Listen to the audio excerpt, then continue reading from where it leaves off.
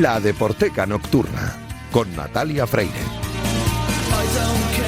Bienvenidas, bienvenidos a La Deporteca Nocturna, el programa de Radio Marca en el que demostramos que el deporte es y genera cultura. Os recuerdo que tenéis un correo electrónico, ladeporteca@gmail.com, y también una cuenta de Twitter, o llamadle X, @ladeporteca, donde podéis comentar y sugerir todo lo que queráis.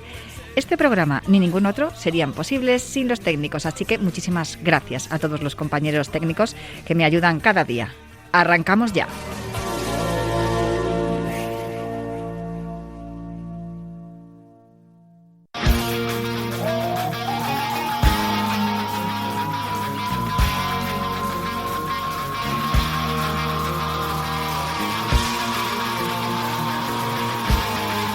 Tú antes molabas. La sección literaria de Marcos Pereda en La Deporteca. Y lo que surja.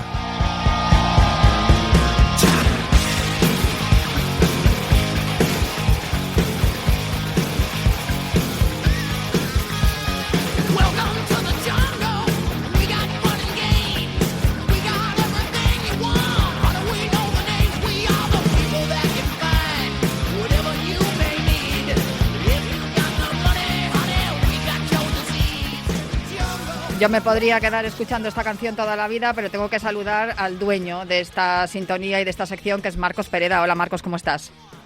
Hola, muy buenas. Nos estás poniendo ahora mismo una demanda a Axl Rose porque con estas cosas él no juega, ¿eh? No, pero nosotros pagamos derechos, no fastidies, que para eso somos una radio nacional. Pero más. No, sí, bueno, de todas maneras, con todo lo que has dicho ya de Axl Rose y de los Guns N' Roses, yo creo que ya si no nos han demandado ya no nos demandan, Marcos, o sea, que tranquilo. Yo no tengo la culpa de que él parezca una suegra ahora mismo. No, en cualquier caso, no nos vamos a liar porque tú y yo nos ponemos a hablar y a arreglar el mundo y luego no hablamos de las cosas que tenemos que hablar, y tengo un invitado en el estudio. Ah, sí, muy bien. Es compañero mío, además, en otras lides. ¿Ah, sí? Miguel Gutiérrez, muy buenas. ¿Qué tal, Natalia? Marcos, buenos días.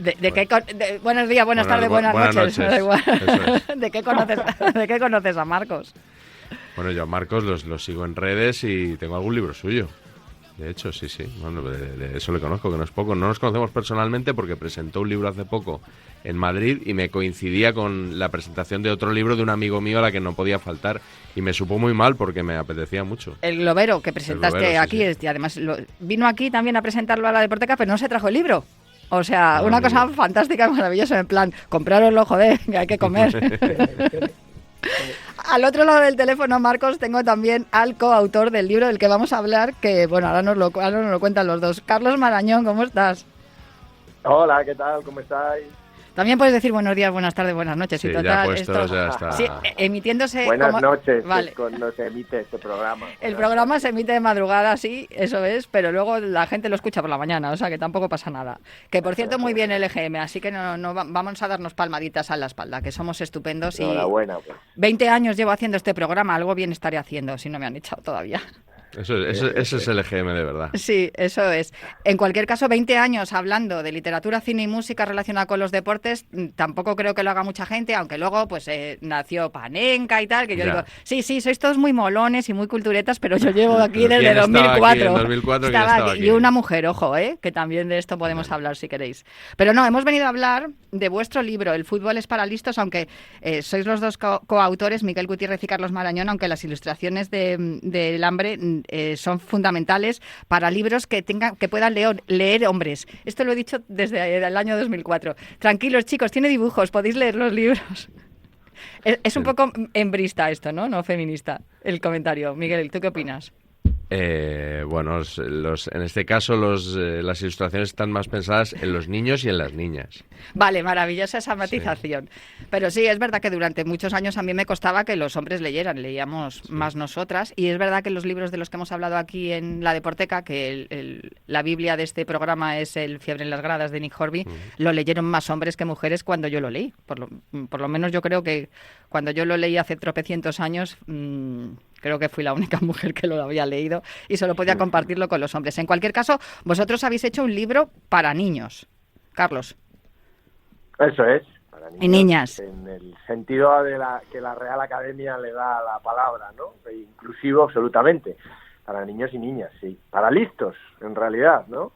O sea, que para niñas y niños listos. Esa sería nuestra intención. Que sí, leen. pero es también un libro para todos los que rodean a estos niños, a estos pequeños, ¿no? Es un libro para familias. Yo creo que es un libro perfecto para leer padres, madres, abuelas, tíos, con sus niños queridos, ¿no? Y porque de esa lectura, digamos, combinada van a surgir no solo las 161 historias que nosotros contamos, historias reales de fútbol que nosotros creemos que un pequeño tiene que saber para saber incluso más que sus mayores, sino las otras historias que no aparecen en el libro y que están y que circulan por las casas y que circulan por la historia de cada uno de nosotros, ¿no? Miguel me acusa a mí de que meto muchas historias del español, pero seguro que muchos abuelos y padres y madres de niños periquitos tienen otras más historias que seguro que les gustaría compartir, y yo creo que puede ser un buen punto de partida, ¿eh? Marcos, tú te has leído el libro, imagino, y eres el dueño de la sección, así que dispara. Sí, no, yo me he leído el libro, he mirado los dibujos. Los santos, como decía. Los santos. No, pero de los santos mejor no vamos a hablar hoy, no vaya a ser que nos caiga otra denuncia. Y tampoco. Y luego, no, está muy bien, se lo he enseñado a amigos míos que les gusta mucho el fútbol, y la mayoría de ellos que viven en un estado de semianalfabetismo, pues más o menos han conseguido acceder a cierto grado de comprensión, ¿no? Les extrañaba, ¿no? Lo del fútbol es para listo. Dice, joder, esto es un oxímoron. Y les he explicado el contenido y la gracia del título. Es un libro muy gracioso. Es muy simpaticote. Tiene pues eso, muchas cosas muy modernas que son como muy conocidillas y bastante trilladas, ¿no? Pero tiene otras así antiguas que te arrancan una sonrisa. A mí me interesa la opinión de Marcos porque no tiene hijos. Ajá. Y también no. Claro, que sepamos. Pero tengo cabras. También está bien eso. Sí. Y también me interesa mucho la tuya, Miguel, porque tú tampoco tienes hijos. Sí. Y sin embargo, tuviste claro que los niños tienen que aprender estas cosas. He tenido dos niños muy cerca que han sido fundamentales para este libro. Uno es mi sobrino Dani, que tiene 7 años. Y que, pues igual que me decía de vez en cuando, ponme un vídeo de YouTube, ponme no sé qué, un día empezó a decirme, tío, cuéntame una historia de fútbol. Y contándole esas historias, claro, según se las vas contando, pues vas adaptando un poco a su conocimiento, a su acervo, digamos, a lo que es el fútbol para él, lo que él sabe, pues vas omitiendo unas cosas que no es necesario que sepa, explicando otras que tiene que saber para comprender la historia. Entonces ahí me di cuenta también de que había una forma especial de contar esas historias de fútbol de toda la vida, pero dirigidas a un público que no tiene todas las claves para comprenderlas. Y entonces ahí nace un poco la voz que he buscado yo para este libro. Y luego hay otro segundo niño que es Mario, que es un poquito mayor, es como mi sobrino adoptivo, que tiene 9, que además es un grandísimo lector y es el que me ha validado los textos. O sea, una vez que yo ya escribí las historias, yo le pasaba muchas de ellas a Mario, y si Mario las entendía, es que estaban bien hechas. O sea, si él me decía, es que no entiendo bien esto de España 82, ¿qué es? Pues ya yo sabía que tenía que explicar que a los mundiales se los nombra con el país anfitrión, más luego el año en el que se celebran, dar una pequeña explicación para contextualizar. Entonces, gracias a ellos dos, pues creo que he ido puliendo un poco la escritura, y que este libro es accesible a niños, pues eso es lo que pretendíamos, a partir de los 8 años. Marcos, tú interven cuando te venga bien, ¿eh? Pero yo mientras tanto voy a preguntar, porque claro, no sé. Lo hacemos, si es que lo están haciendo muy bien, ¿no? No les tengo yo que... Gracias. A mí no sé si ellos piensan, si creen que es para niños de hasta 10, 12 años, o creen que también puede acceder ahí un futbolista de primera división o incluso un tertuliano de la tele.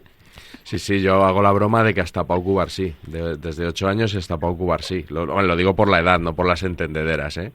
Porque son realmente jóvenes algunos talentos de nuestro fútbol. Pero sí, fuera de bromas, es un libro que empieza en los 8 años, pero a mí me sorprende que hay adultos que se lo están comprando también, de seguidores de Carlos y míos y de Saber y Empatar, que dicen, oye, ¿y un adulto se lo puede leer? Pues claro que lo puede leer y alguna cosa va a aprender, porque yo, leyendo las historias de Carleto, he aprendido cosas. Entonces creo que un adulto que por un rato quiera sentirse un poco niño, pues se lo puede leer también. Al final no dejan de ser historietas, es verdad que hay algunas claves que están un poco sobreexplicadas para lo que es el adulto, pero que, por ejemplo, la parte de historia del fútbol, a mí el primer capítulo a mí me ha sorprendido mucho, que lo escribe casi todo Carleto. Vamos, no sé qué opinas tú, Carleto, pero yo creo que es un libro abierto a un público mayor. A mí ya me ha pasado que amigos y familiares que lo han comprado un poco, obviamente, por amor a los escritores, o al escritor en este caso yo, ¿sabes? Por cariño, por obligación casi, han dicho, oye, pues lo estoy leyendo y no es una cosa... Porque digamos que si una de las acepciones de la palabra infantil, sobre todo hablando entre adultos, tiene un tono peyorativo, no es un libro infantil en ese término, ¿no? Es un libro para niños, pero que no es infantil, en el sentido de que no tratamos a los niños como a veces, no ponemos esa voz que ponen los adultos a veces con los niños, metafóricamente hablando, ¿no? No lo hacemos en nuestros textos. Son unos textos, obviamente, que tratamos de que sean sencillos, en el sentido de que, pues, si hay que contar, se pueden contar las cosas insubordinadas mucho mejor, pero que en realidad es algo que yo me estoy dando cuenta que es mucho mejor hacerlo también con los adultos. También. O sea, yo que soy usuaria de las subordinadas, te diré, Carlos, que yo me lo he leído y a mí me ha parecido fantástico en el sentido, para mí, como adulta, y porque mis hijos ya son mayores, que el pequeño tiene 14, pero me ha parecido fantástico precisamente por eso, por la sencillez y es muy conciso. Y dices, pues mira, no te pierdes en un montón de cosas, porque cuando te lees libros sobre historia del fútbol, claro, son densos, largos, muchos detalles, y sin embargo, si quieres explicarle a los niños o quieres explicarle a alguien una circunstancia concreta, vas a este libro. A mí me parece fantástico porque, claro, es como si te diera tips, las pautas justas y concretas. Natalia, somos el cortita y al pie de los libros. Maravilloso. Ya tengo titular para la noticia. A mí de este capítulo, que Miguel puede dar fe, tengo todo el libro subrayado y lleno de posits. Tiene todo marcado, o sea, ha hecho los deberes espectacular. Bueno, pero es que es en lo que consiste el oficio de periodista, bien, ¿no? Claro, o sea, hay que leerse. Si vas a entrevistar que nos sorprendamos de estas cosas. David Sánchez hizo igual que tú. El día que estuvimos en DSF, exactamente igual. Hizo lo mismo, sí. Ya lo sé. Es maravilloso, David. Bueno, cada uno ejerce la profesión como le da la gana. Totalmente, eso es lo bonito. Y a mí me gusta hacerlo, como soy de la vieja escuela, porque soy vieja, pues ya está, es lo que hay. A mí me gusta cuando voy a hacer una entrevista, pues leerme los libros, y si voy a entrevistar a un autor de un disco, o sea, a un artista o un cantante, pues me escucho su disco, que es lo que hay que hacer, claro, ¿no? Bueno, en el caso es que me ha sorprendido mucho y he encontrado cosas que me voy de lista con esto del fútbol, aunque me gusta más el polideportivo, pero me ha sorprendido, como por ejemplo lo del Rey Lear en Shakespeare, que yo lo desconocía, y fíjate que me he leído todo Shakespeare, pero del Rey Lear no me acordaba, por lo que sea. Carlos. Sí, futbolista era un insulto realmente, ¿no? En la época en la que William Shakespeare escribía, ¿no? Se supone que eras un pendenciero, un tipo de la calle, alguien así, y aparece en el texto literalmente vamos a usar por fin bien, Miguel, literal, no literal figurado como ahora. Exacto.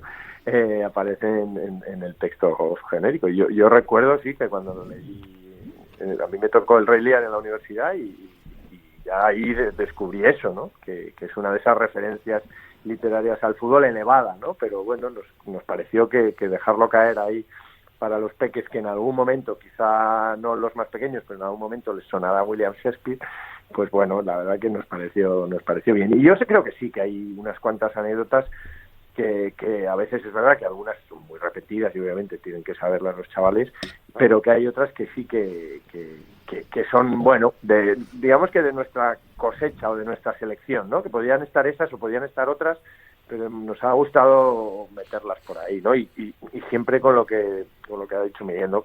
Que tuviera una percha por la cual como lo ha dicho Marcos, pero que por la que acercarnos un poco a los niños, ¿no? Si podemos contar algo a través de los colores, o a través de los números, o a través de los cromos, o de las mejores jugadas que podrías ver en YouTube, o cosas que ellos, o los videojuegos, ¿no? Cosas que para ellos son tan naturales, porque ellos ya no leen, con perdón, periódicos en papel, como leíamos nosotros, ¿no? O sea, que digamos que cada uno tiene sus medios de acceso a la información. Ellos saben mucho ahora de eso a través de sus cauces, ¿no? Has hablado de lo de YouTube, hablaremos ahora de ello, porque tenéis un capítulo en el que ponéis los enlaces donde encontrar también las cosas de las que estáis hablando, pero yo, siguiendo con la parte de la historia, yo desconocía también lo de la conexión tan tremenda que tiene con el rugby, el fútbol, y ahí me surgía la frase esta que se dice siempre, ¿no?, que el rugby es un deporte de villanos jugado por caballeros y el fútbol es un deporte de caballeros jugado por villanos. A mí todo eso me ha sorprendido también, yo lo desconocía y dije, anda, pues mira, pues al final estoy aprendiendo cosas. Yo en esa parte he aprendido igual que tú, porque es de la historia que se ha currado Carleto y que es muy curiosa, ¿no? Y cómo arrasaban las ciudades, ¿no? Esos primeros partidos de fútbol y sobre todo hay una historia que me gusta mucho, que es que los primeros partidos de fútbol acabaron 0-0. Sí. que bueno, pues eso siguió adelante, pues no sé por qué, pero el espectáculo no invitaba a que ese deporte creciera mucho. Pero a mí me ha parecido fantástico toda esa parte, por lo que te digo, porque quizá los niños ahora tienen acceso a los canales de YouTube, pueden ver muchas de las cosas de las que habláis en el libro, sí. Pero no pueden hablar de lo que pasaba en la Edad Media cuando el fútbol empieza, ¿no?, y cuando se establecen las reglas. Y hay otra cosa que también me ha gustado muchísimo sobre lo del equipo más antiguo de España, que de toda la vida siempre hemos dicho que era el Recreativo de Huelva, pero últimamente hay una corriente por ahí en el sevillismo que dice que es que el Sevilla fue anterior. Vosotros lo aclaráis aquí un poquito, ¿no? Es que Carleto es muy de las minas de Río Tinto, entonces va a costar mucho moverle de esa historia, me parece.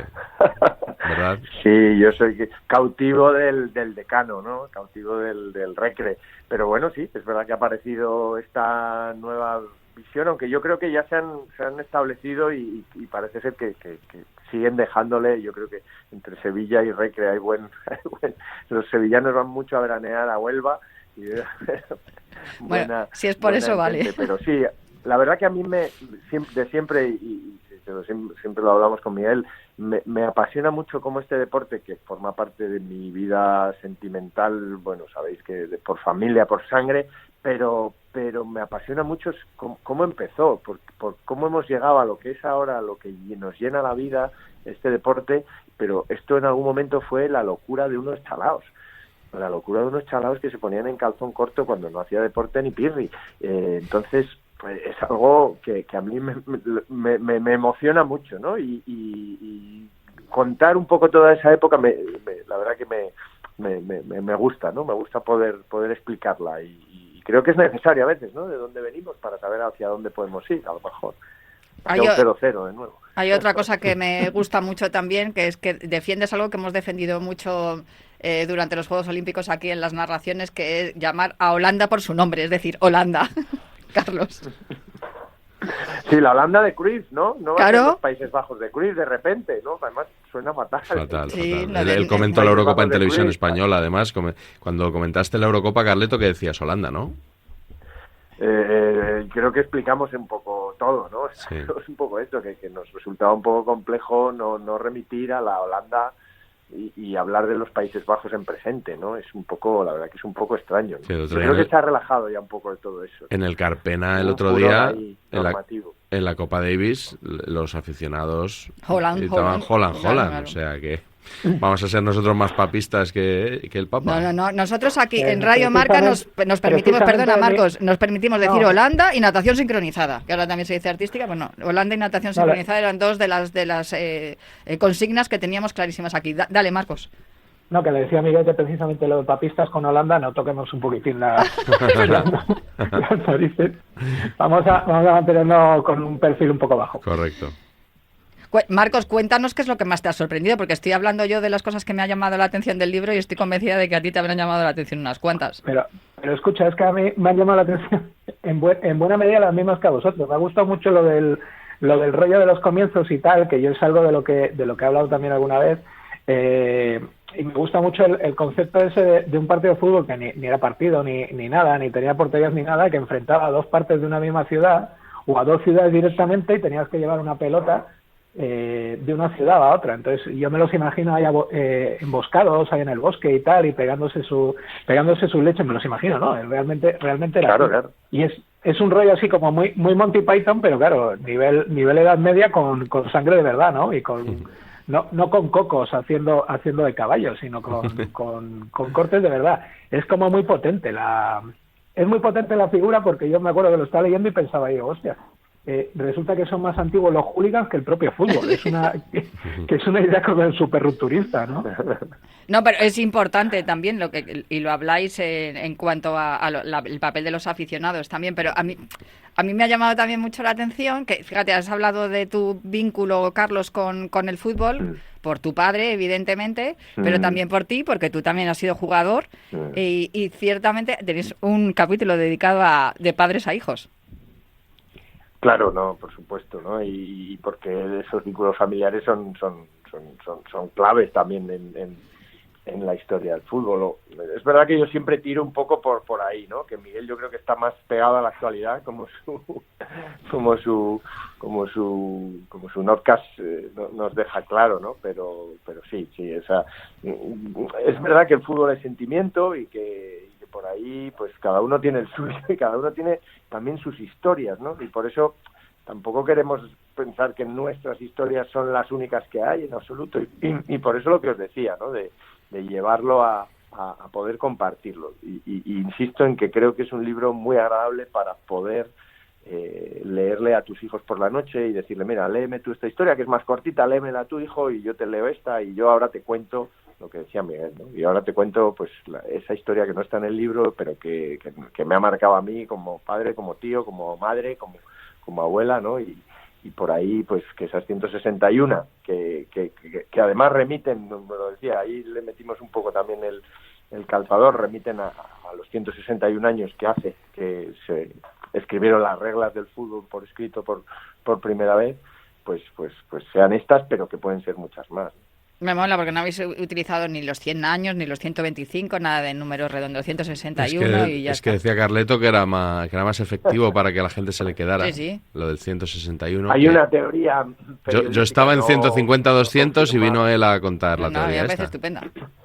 En Cinemanía, en la revista que yo dirijo, normalmente hacemos muchas listas y sacamos a portada y desde siempre, y yo te diré que es una leyenda apócrifa del periodismo, ¿no? Que si no es una redonda en el sentido, pues si hace 100 años de algo, obviamente lo celebras, ¿no? Y puedes hacer 100 películas que tal, ¿no? Pero que llaman mucho la atención cuando no son números redondos y la gente tiende a tener más interés en ese algo, ¿no? Así que, bueno, ya que tampoco teníamos una cifra que fuera por algo, dijimos, oye, pues esta es bonita, suena bien. Como táctica de marketing, perfecta. A mí, desde luego, me ha encantado. Dicho 161, para adelante.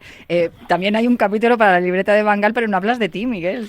No, es la libreta de verdad. La apropiación cultural que ha tenido lugar posteriormente queda al margen y remitimos a la de verdad, al cuaderno que utilizaba. Hemos hecho un capítulo que es el Museo del Fútbol, reuniendo un poco objetos que están unidos a determinados personajes. Y bueno, por hacer la gracia, metimos el cuaderno de Van Gaal, ese por el que le llamaban loco, poco menos que, toma notas en los partidos, está sonado este tío. Fíjate, lo que ha cambiado la cosa. Sí, ahora con las tablets en los banquillos y con el Big Data y estas historias, y a Van Gaal lo tomaban por un idiota, porque apuntaba cosas para mejorar su equipo. Todas las probabilidades de todo lo que pasa en el fútbol, de probabilidad de gol, probabilidad de tarjeta roja, no sé qué. Yo me pierdo con tantos datos. Sí, yo también. Igual hay demasiados. Pero mira, Van Gaal no sería tan malo cuando ganó 2 ligas con el Barça y la Champions aquella con el Ajax. Hay otra cosa que también me llama, hemos hablado de los hinchas y tal, pero hay una cosa que me ha llamado la atención y han sido las mascotas. Porque he dicho, es verdad que hay un montón de mascotas y que hay 2 equipos que no lo necesitan porque tienen ya de todo. Bueno, ayer me dio un vuelco el corazón porque vi que el Barça tiene ahora una mascota, Cat, un gato, un gato, pero lo busqué de inmediato en Google y vi que es mascota solo del 125 aniversario. Porque claro, en el libro decimos que ni Madrid ni Barça tienen porque mascota. ya tienen de todo, que me encantó la frase, dice, es verdad, que claro, ya tienen de todo, pues ¿para qué quieren una mascota? Pues el Barça, me acuerdo que tenía también una mascota Clam del centenario. Y ahora el 125 aniversario tiene a Cat. Pero bueno, de Cat en unos meses pasará la historia y nadie se acordará de ella nunca más o casi nunca, y el Barça seguirá sin mascota. Madrid y Barça tienen mascota, lo que pasa es que le llaman federación. Tampoco tienen que... Marcos, de verdad. Bueno, no sé si por lo menos en el Real Madrid, no sé, creo que no están muy a buenas con la mascota últimamente. Pero eso son rachas. Son rachas, Ya. es como cuando te enfadas con el perro porque has pasado mucho rato fuera. Tienen tanto de todo que quizá han pensado que no les hace falta, es la frase. Es que Sí, la tengo sí. subrayada porque que dije, es fantástica. Es un libro mordaz también, Para... Sí, tiene su punto. A ver, yo tengo que decir que, bueno, claro, a la que más cariño le podemos tener en general todos los que lo leamos era al Pulpo Pol, que también Hombre. habláis de él. Por favor. Pero a mí el que más me mola es el murciélago del Valencia. Del Valencia, Buah, eso sí. me ha flipado siempre, me ha encantado. Sí, sí. Algunos amigo. periodistas también. Que no era el libro, pero sabéis que Warner demandó esto que lo controlaba Carleto, demandó al Valencia por Es el verdad, uso cierto. del murciélago. Claro, el Valencia ya dijo, es que el Valencia existía antes de la creación de Batman. Sí, es así. A ver si ahora A ver si vamos a tener aquí un parece problemita. que Warner Porque ahí inventa sí, el claro. murciélago. Pues no, mira. Marcos, no sé, ¿ibas a decir algo más? No, eso que decíais de mascotas. Qué miedo me das. Algunos periodistas y tal, que no. Sí, yo creí que ibas a decir eso. Antes de decir la federación pensaba que ibas a decir eso, Marcos. No, lo que pasa es que voy calentando poco a poco. Vale, Me vale. meto primero con la federación, que es una cosa como es un pim pam pum clásico, y luego ya Sí. meto la del gremio. No, Sí, pues claro. no me gusta a mí que te metas con los periodistas deportivos. No. Ya lo sé, Un porque respeto a la eres una profesión. Eres una persona que eres prácticamente la cara del periodismo deportivo y ¿Has de la, hecho guardias o no y has de la hecho guardias? defensa lo propio. Bueno, voy a defender lo propio. Harry Lowe, un debutante de casi 50 años. Me encantó este punto de este capítulo, de verdad, porque es los superhéroes del fútbol. Porque dije, qué bonito es que destaquéis a alguien que ya haya pasado la edad de la juventud. Y es un récord que no se va a batir nunca. Nunca. Porque ya La historia es estupenda. por Esta un- también la desconocía. Sí, pues esta la habíamos contado alguna vez en Saber y Empatar y claro, la historia es que Harry Lowe era el entrenador de la Real Sociedad y salió un día a jugar porque, bueno, esto estamos hablando de hace muchos años, se viajaba con lo justo para el partido, se les cayó un jugador y en vez de jugar con 10, pues como no estaba Molina en el banquillo, que otra historia que también contamos, Sí. pues salió el propio entrenador a jugar, entonces ese récord va a quedar para la historia. No va a volver a suceder, claro que no. Y bueno, de Molina también habláis en ese Sí, la capítulo. hay historieta otras de cosas. Molina es que es muy curiosa. Contarle, claro, a los niños yo creo que les llama mucho la atención, pues eso, que un portero juegue de un día delantero. Lo de Jorge Campos, el mexicano, igual, ¿no? Un portero que además lleva jerseys muy chillones, que era delantero en su club también de vez en cuando. René Higuita, el escorpión de Higuita, tú le pones a un niño ese vídeo y puede estar la tarde viéndolo en Sí, bucle, sí, 5 horas viendo el escorpión de Higuita. Entonces yo creo que hemos seleccionado algunas historias especialmente dirigidas para ellos, ¿no? Sabemos que les van a gustar seguro. ¿Hay alguna que os haya quedado fuera porque os pasabais de espacio, por lo que sea, o que os hayáis dado cuenta después de, nos falta esta? Bueno, no por no tenerla controlada. Bueno, Carleto, no sé tú si tienes alguna. No, pues ahora mismo no te creas. Pero sí que hay una que se nos ha quedado fuera, que es el Balón de Oro de Rodrigo, que para la segunda edición, que nos han confirmado hace unos días que va a haber segunda edición ya del libro, que llegará pues imagino que para Reyes o así estará ya a la venta. Ya hemos corregido ese dato de que Luis Suárez era el único futbolista nacido en España que tenía un Balón de Oro, futbolista hombre. Sí. Porque luego, Pero mujeres tenemos luego dos. hablamos de las dos mujeres también y hemos actualizado el de Rodrigo y el segundo de Aitana Bonmatí también, que en el libro sale solo con uno, pero es que claro, era antes, justo mandamos el libro a imprenta antes de la gala y no nos la podíamos jugar. Imagínate que ponemos que ganan Vinicius y Aitana Bonmatí, como se estaba comentando. Luego, esto no se puede editar como los programas de radio. No, esto tiene mala solución. Yo de la historia general, no si digamos, o de la actualidad o de la historia general, no hay nada que diga, oye, esto y se quedó fuera, pero sí que luego al acabar el libro te das cuenta a lo mejor que hay equipos de tu corazón, y no hablo en este caso del Español, pero otros equipos queridos o que les tienes simpatías, que dices, ay, pues mira, pues no, pues, mi Sporting no aparece demasiado, Osasuna tampoco, cosas así, pero no hay ninguna, digamos, historia que diga, ay, que no pudo entrar, ¿no? Yo El creo Sporting que aparece con el Molinón, que ya está bien, que es el Sí, estadio Oscar. más antiguo, Sí, sí. el Oscar. Y además el Oscar, es verdad. Y aparece recién de Avellaneda. A mí en ese capítulo me hicisteis feliz ya directamente. Y no sé, o sea, se me ha pasado el tiempo volando. yo quería preguntaros, porque a Marcos seguro que le iba a hacer ilusión por el capítulo de Vinnie Jones, que nos encanta. Yo soy súper fan de Vinnie Jones. Por favor. A mí me encanta. Me parece sí. además es un leñero que lo reconoce, ¿no? Como la mayoría que hay por ahí. Ah, Sí. pero como futbolista, no como actor, decís. No, es que como de actores, a mí como futbolista no le vi jugar, vi las imágenes y las fotos estas icónicas que tiene este futbolista, que además, bueno, pues jugó en el Wimbledon y en algunos otros equipos de estos que me hacen a mí mucha gracia, que yo soy muy random en ese sentido, pero como actor me flipa, o sea, como actor soy fan, súper fan. Que lo analice de maravilla. Carlos, por Dios, tú. Sí, no, bueno, Vini, bueno, por Dios, ¿no? Desde esa foto con Paul Gascoigne agarrándole de sus partes, la verdad que sabíamos que ese hombre, por algún lado iba a salir la genialidad, y el hombre ha roto en actor de acción, ¿no? Y la verdad que ahí sí, bueno, vive en Hollywood, o sea que como decíais antes, algo tendrá, ¿no? Cuando sigue viviendo en Hollywood haciendo películas, muchas de serie B, pero de vez en cuando cuela su crédito ahí en grandes películas de superproducciones, y ahí está, ¿no? Con su presencia y rostro pétreo, él aguanta. Hace poco, además, salidas sí. después del fútbol. Hace poco ha estado también en una serie, no me acuerdo ahora el nombre de la serie, pero me encantó, dije, joder, este tío es una máquina.